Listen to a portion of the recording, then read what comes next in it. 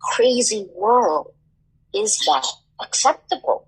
And if that is the value system that the distribution, that the information ecosystem pushes forward, how can we have integrity as people, as your community, as your schools? Imagine if your teacher, imagine if your teacher told you, if you lie, I will keep rewarding you. Or your parents said, lie all the time and I'll keep rewarding you. That's what our information ecosystem has done.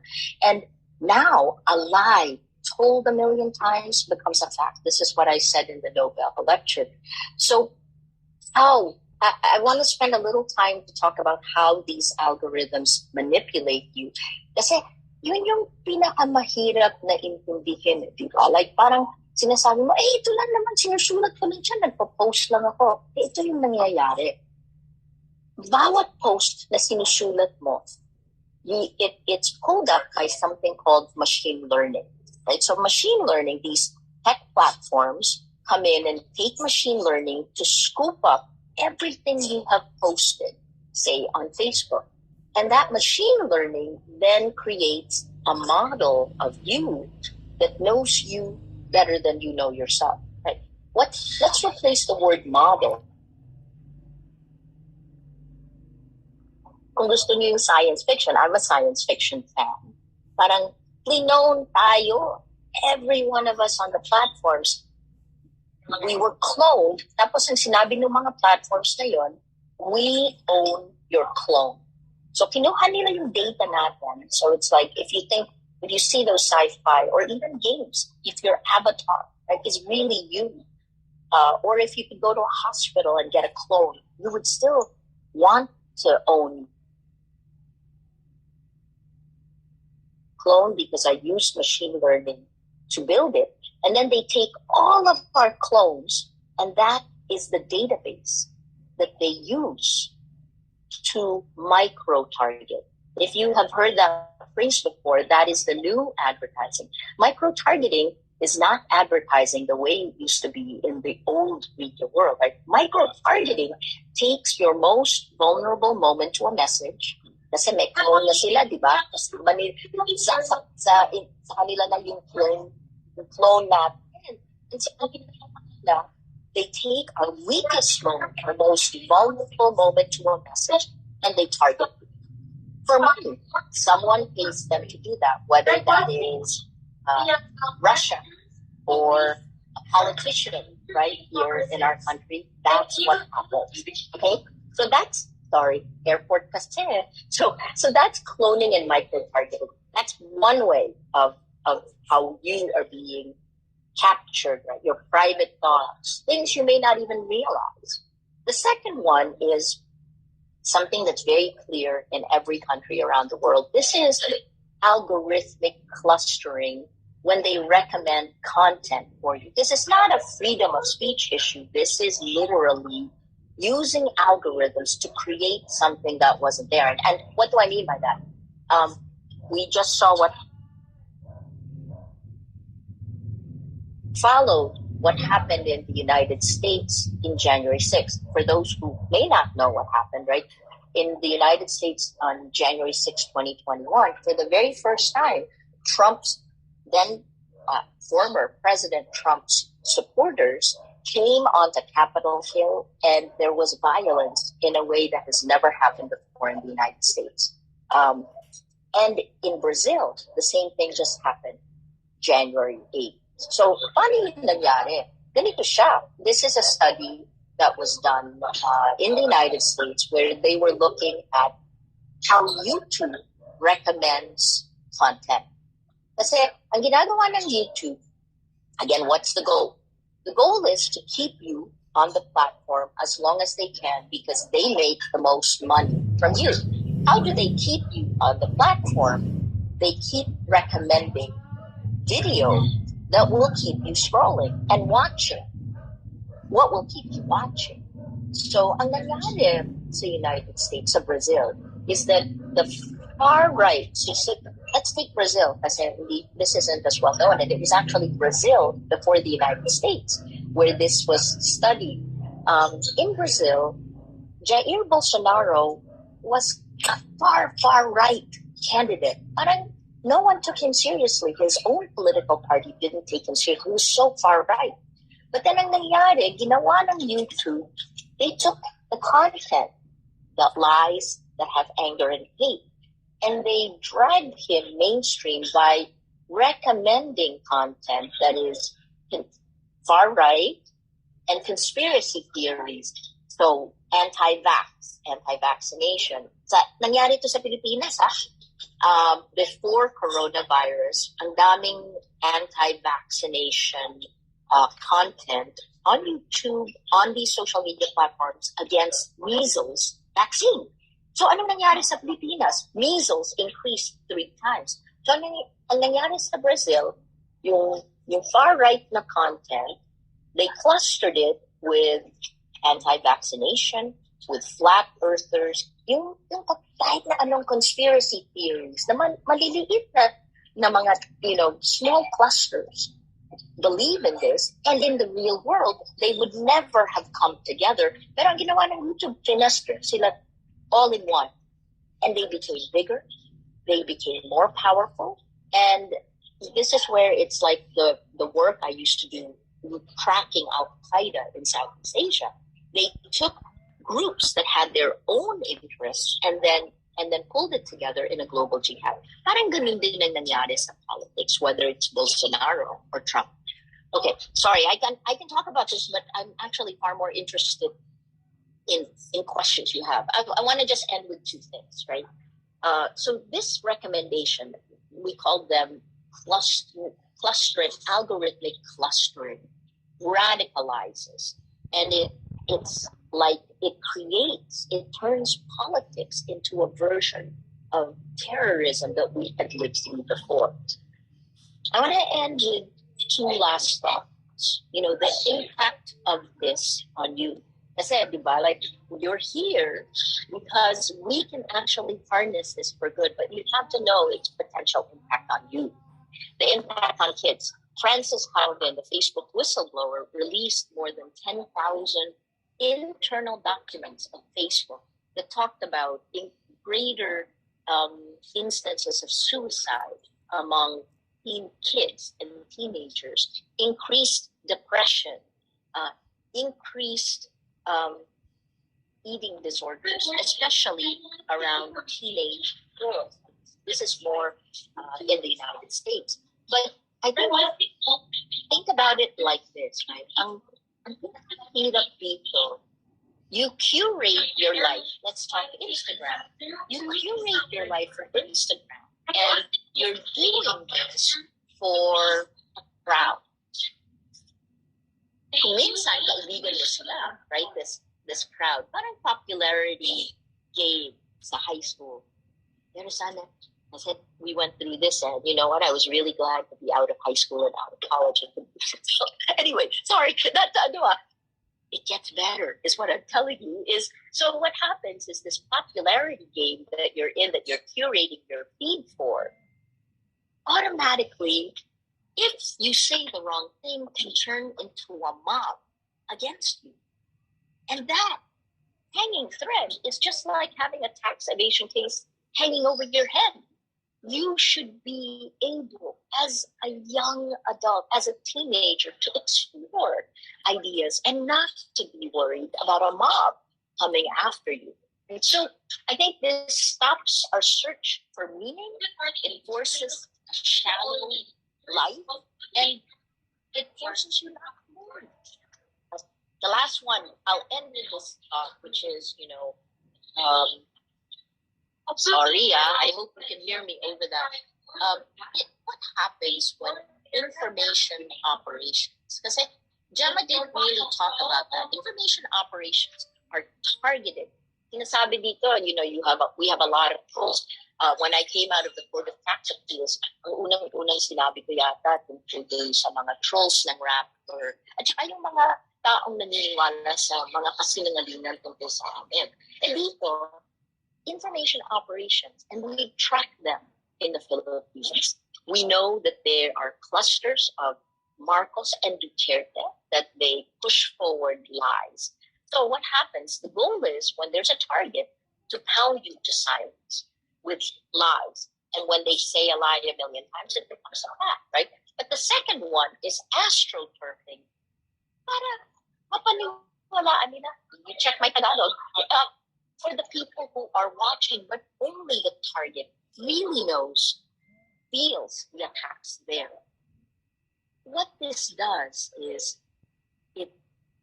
it shuts down voices that you would normally hear. It makes people self-censor. So it isn't really free speech. But the last part is geopolitical power play, right? Because if you don't have integrity of facts, then you don't have integrity of elections. Meaning, how would you figure out who to vote for if you don't know fact from fiction? All of this is changing geopolitical power, and in different places around the world. I've already talked in the launch of my book in the United States and in the UK, for example, I talked about how we're in the last 2 minutes of democracy. That as these elections happen in different parts of the world, we went through elections. We overwhelmingly elected Ferdinand Marcos Jr. President Marcos is right now in Davos, Switzerland. We overwhelmingly elected, partly because we believe there is Italiano code. Some of the people that we interviewed in some of the poorer neighborhoods in Manila, they told us that if they voted for Marcos, they would get voted. That's not true. But it doesn't matter in the moment, right? So I think this is, if you can make people believe lies are facts, then you can control them. So ito lang yun. I'll end with the state of the world. That was, please ask questions. More of the world today, at least 60%, now live under autocracies. Democracy, which was once, we thought it was inevitable, is now rolled back to 1989 levels globally. Into this year and next year, by 2024, if nothing significant is changed in our technology or civic engagement, that's part of what MovePH does, democracy falls off the cliff. More illiberal leaders will be elected democratically, and they will not only crumble the institutions from within, medyo nakita natin to dito sa Pilipinas, di ba? They will, and already are moving forward to form autocracy, kind of these global alliances that will shift towards autocracy or fascism. Kleptocracy Inc. is another phrase I used to describe them. In 2022, I watched 32 elections around the world. Right? Ours was on May 9. And, I hope President Marcos does well, because the Philippines must do well. He has to do well for all of us. But what we've seen is a global rise of the far right. And this coming up, we saw last year Sweden, Italy, and we saw elections. This year we have to look at Turkey, Nigeria. India begins regional elections. That sets up 2024. The pivotal year in 2024 is going to be the elections in Indonesia, in India, in the United States. So you are going to create the world that you want. And it does begin with you. So geopolitical power, dun tayo, diba? Now let's come back to you. In the Nobel lecture, I said that it is a person-to-person battle for integrity. It is a person-to-person battle for facts.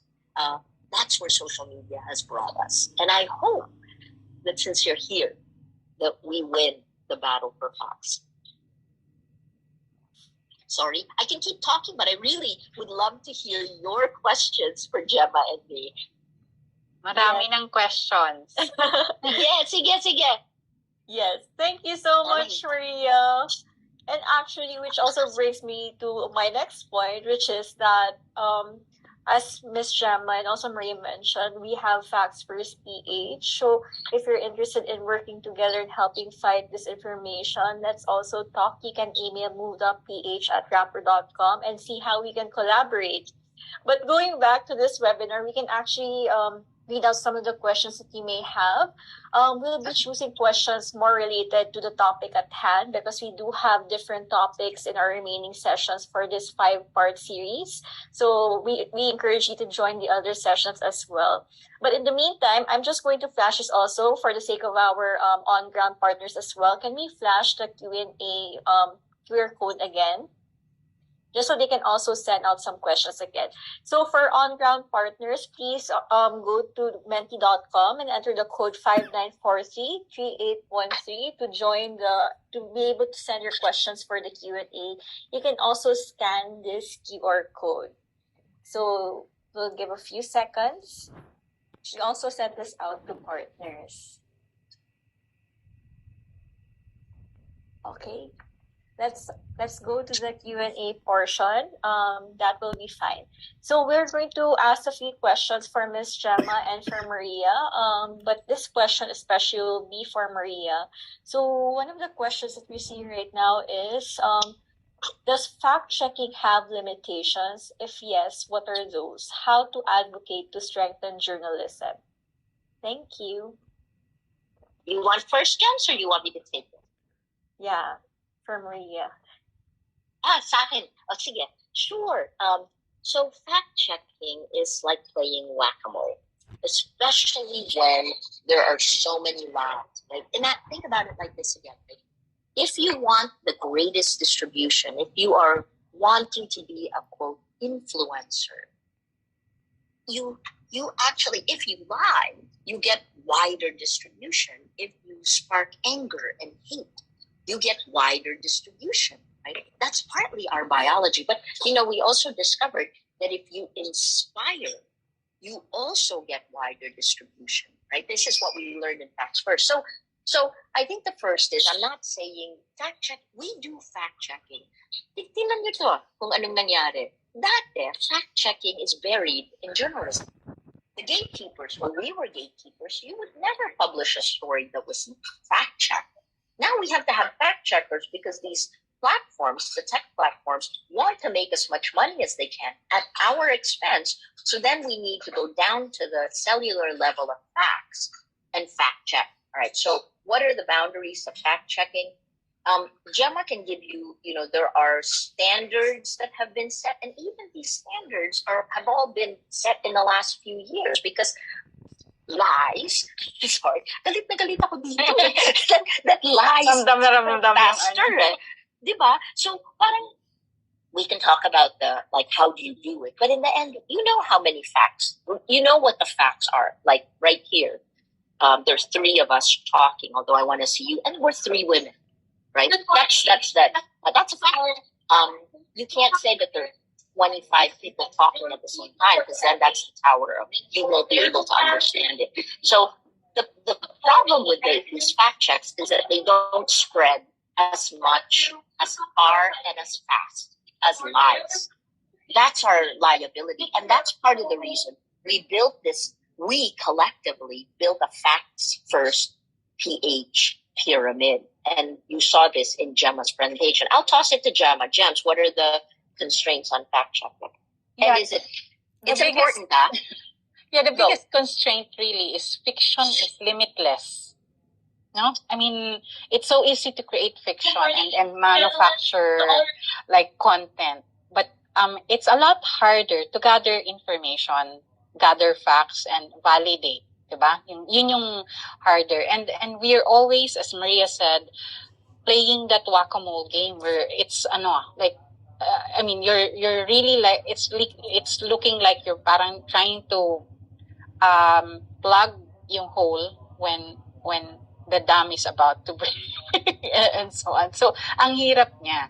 And this is the reason really why, one, we need to be really conscious of what these platforms are doing. We need to be conscious of, we need to be aware also about how do we also look out for what's false and what's not. But at the same time, it's really important to understand the digital systems and also take a step back from these digital systems.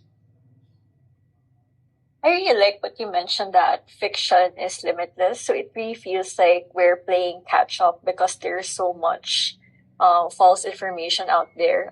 We have another question which is related to that. So this Xander towards Rappler affected fact checking. I'm quoting from the question, by the way. Aside from the obvious ways, how do we convince Filipinos that our truths are the truth that they should listen to? I think this can be for both Ms. Gemma and Maria. You want to move first? Go ahead, I'll follow up. I think this is really why it cannot just be us.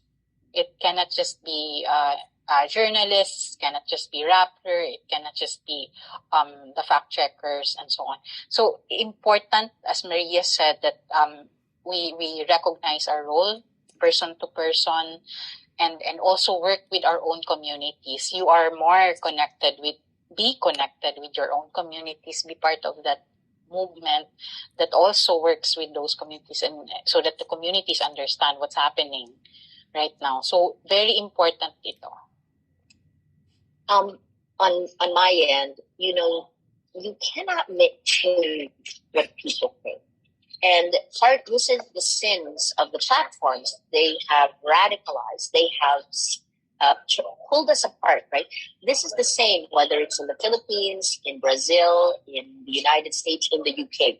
In 2016, we didn't argue about the facts. We were all here in the center. But when the social media platforms changed their algorithms, and then after President Duterte was elected, if you were pro-Duterte, this is 2016, you moved further right. If you were anti-Duterte, you moved further left, right? That's 2017, 2018, 2019, 2020. Tingnan mo the gap grows. And then when you're in these things, you become more radical both ways. That's not the way we have, that's a difficult way to govern. I feel sorry for governments who have to work in this environment. Plus, the other part is, as you become radicalized, you don't hear any other sides because the social media platforms give you only the radicalized parts to keep you scrolling. So how do we fight this? I'll make it very personal to me, right? 4 years and 2 months. I had to accept. I didn't fight on social media that, there were all these attacks. Si Maria Ressa, si Rappler, tax evaders na. Hindi naman po totoo. Pero anong magagawa natin? If you want to believe that, then you're unhinged from reality. There are repercussions if you don't live in reality, right? Kasi in the end, tingnan nyo, I'm looking at the videos of each of the classrooms of the places where you're at. We're all, in the end, all this stuff on social media, please leave it and come back to the real world. Because we have a lot of work to do in the real world. We must make the world better for you. Actually, you will do this better than our generation. And so for me, that's the response, right? Yes, I didn't waste my time trying to convince the propagandists because I knew many of them were paid to do this. I knew some of them were doing this for power. So I feel like I just put my faith in. Actually, I had a lot of faith in the Court of Tax Appeals because the justices and the way they ran it, they were quite professional. Not so much, well, anyway, I won't talk about that kasi baka sabihin pa din ako, no? Anyway, ang ganda ng, you have to have faith during this very difficult time. And then last, how do you deal with this? If there's a fight within your own family. And we've had to do this in Rappler, right? Even inside Rappler, there were people whose family really believed in the lies. So how do you fight back that way? You don't fight. You love. This sounds really hyper, di ba? But it's what I've learned works. Because if you fight hate with hate, we only divide. But if it is family, love them to truth. Love them to facts because they will win in the end. I really relate to that because I also have relatives who believe in those lies. And I think it's really a person-to-person approach. It is a long game. It's not going to change with just one conversation. It's really something that you have to work on again and again until until they finally believe it, or maybe until they become okay with it. So sometimes they might not accept it later on, but I think it's good to at least try and just to be patient enough to understand that also there's systemic na disinformation. So really, di ba, parang dami nangyayari. It's really patience. And don't forget, can I add this last part? Yeah. Right? In the end, it's not about winning a debate. yeah, It is about empathy, stepping into the other person's shoes. Part of the reason social media keeps us scrolling is when you're angry, when you begin to hate someone else, your adrenaline, dopamine, your levels are high, and you're going to say things that you don't want to say. And you're going to keep, commenting and commenting. So take a step back. Which is what the platforms want, because that means they make more money. So wag magpagamit, di ba? Go back to the emotions that are good. And I would add, Maria, kasi we talked of family, and family is one of the things that like a lot of participants in our webinars raise that issue, like what do I do with family? And very important yung be respectful. Don't fight with them openly, like it's on social media. Very important that you approach them with kindness and with respect. Lalo na kung real world na relationships yan. Yeah. We present the facts and then hope that they understand the situation. So we can accommodate maybe two more questions. I will merge these two questions because they're connected, but we do have this one question. Do you still see a future where social media can be an ally for spreading facts more than lies? And I think connected to that, how can we win against the battle of information if the machinery of fake news is stronger and funded by corrupt government? So this is what I would say I spent most of the last 2 years testifying in democratic nations who were looking at legislation. Kasi it's I always think long term it's going to be education. This is part of the reason Rappler and MovePH why we do this, right? And I'm so glad to see you guys here. And I'm so sorry if we're boring. I hope we're not. But it's really so long term it's education. Medium term it's legislation. And then the short term it's just us. What do I mean by legislation? It's like, here I'm at the airport. I believe that there are laws that will make sure this building doesn't fall on top of me. There are building codes, diba? So bakit walang building codes for our emotions and our minds? Why is there nothing like that? There should be to protect us. It's like a consumer. In the United States, they have a Better Business Bureau to make sure that the consumer is protected. But more than that, you should stop thinking like a user, which is what Facebook, what these platforms want you to be, and begin thinking like a citizen. That pushes us to the short term. In the short term, it's only us. And as our victory 2 days ago showed, pwede namang manalo ang facts, diba? Yun nga lang, sometimes it's really painful and it's long and it's hard. But I believe that Filipinos have the right values. I believe that you want facts, we need facts, and we're actually very kind to each other. Diba? In the Nobel lecture, I pulled up, this is how believe there is good in the world, and you be the good. I will shut up so that you don't hear that. Ms. Gemma, do you want to add? No, that's a good thing, Maria. Okay. So we're going to ask one more cue. This is the last question that we'll accommodate for this one. But don't worry, for those who ask questions, we might be able to answer them in future sessions because those might be more fitting for the topic. But okay, for the last question, is telling the truth still worth trying for? In the current times filled with fake news, manipulation, and rumors, still believable rather than true factual information? So is telling the truth still worth doing? Gemma first, and then I'll follow you, Gems. I think it's essential.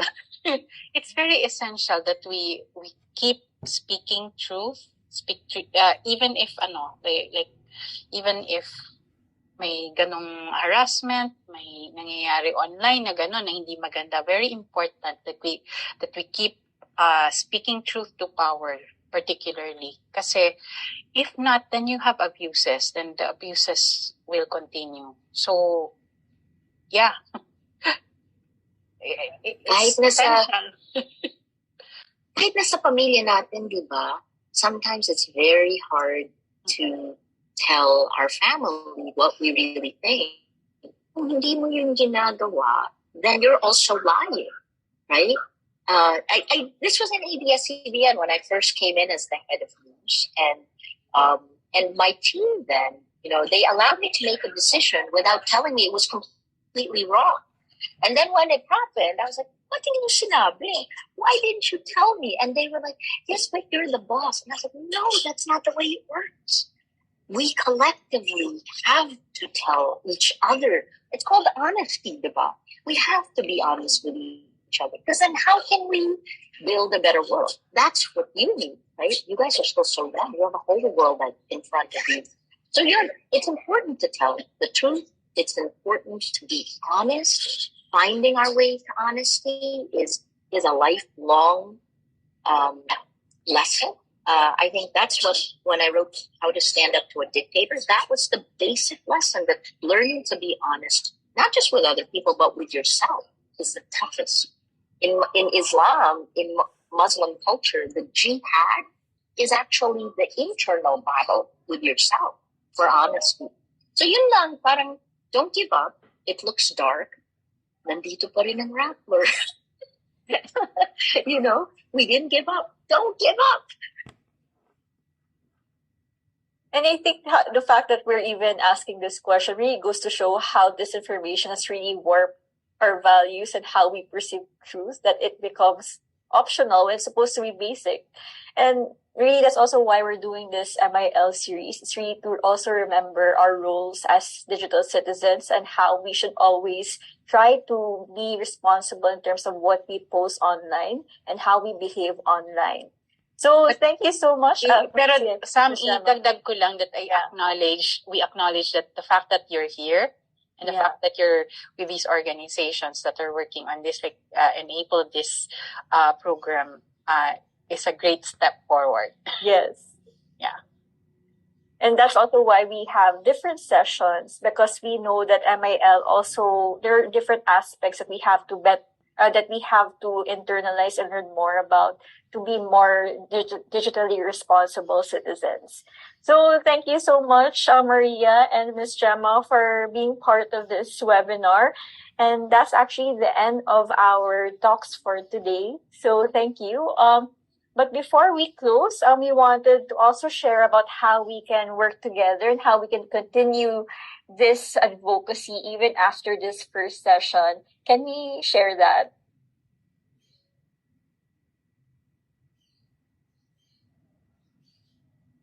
Let's flash the slide. So here are some of the ways that you can help fight disinformation even after this first session. So next slide. So you can actually share your learnings and takeaways on social media with #FactsFirstPH. So whether you're sharing about your screen time or sharing about your takeaways or your learnings from the talks that Maria and Ms. Gemma did, feel free to post them. We will be awarding the top 3 takeaways today. So make sure to post that with the hashtag and tag @MovePH. So you can also follow the Facts First PH initiative, so you can get updates on opportunities to help combat disinformation by following the Facts First PH initiative. So you can actually scan this code and you can see that you'll be led to the Rappler site, and then you can just click follow. And basically that's it. You'll be receiving updates. So just scan the QR code and click follow. You can also help by monitoring claims online, organizing complaints to fight disinformation, say fact checks or amplified calls to promote truth. So even just sharing mga factual information, sharing news articles is already a very big help because it helps lend a bigger voice to news outlets, and it also makes it more accessible to your community, to your followers. So that's also a very big thing that you can do. So aside from that, just a reminder, we have another session next Friday focused on fighting disinformation, the importance of fact-checking and facts-based reporting in matters of public interest. So that will happen on January 27 at 4 p.m. So we've also listed here the other upcoming sessions. We have session 3, how to be a responsible digital citizen, digital hygiene, and understanding and exercising your rights in the digital space. So we encourage you to register for all of the sessions because these are all connected actually. That's why this is a series. So we look forward to seeing you there. So basically, I'm sure marami kayong takeaways. So like as I mentioned, make sure to post them and tag at MovePH. So just a heads up that participants have to answer our feedback form in order to receive a certificate. This applies to both on-ground and online participants. And we'll also be awarding prizes to the top 3 takeaways next session. So make sure to post them today so you can be considered for the top 3 takeaways. So basically, that's the end of the first session, focus on digital media landscape, power, potential, and harm. So see you in our next session, everyone. Thank you so much for being here, especially to our on-ground participants. Thank you. Bye-bye.